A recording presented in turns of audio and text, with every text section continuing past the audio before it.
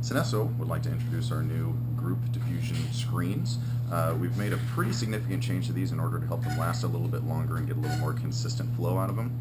The big change is that the perforated plate material that's on the back of our new screens is about 50% thicker than our older ones, where these could have the potential of popping in and becoming concave.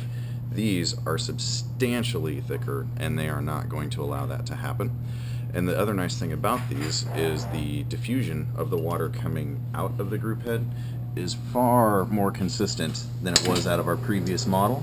You can see that the way the water just drips nice and evenly around the entire surface of the group screen compared to our older screen, which when it turns on there, it just doesn't have quite as nice a flow out of there. So going back to this one, you can see that as soon as that pump kicks on, you get really, really nice water droplets all around the entire part of the screen. It is really, really, really important on these that if you are to take these out and clean them, you would loosen the screw, remove the plate the same way, it fits in there exactly the same way that the other one did. But when you go to tighten it back in there, you're really only going to go finger tight and then maybe a quarter to a half turn more in there.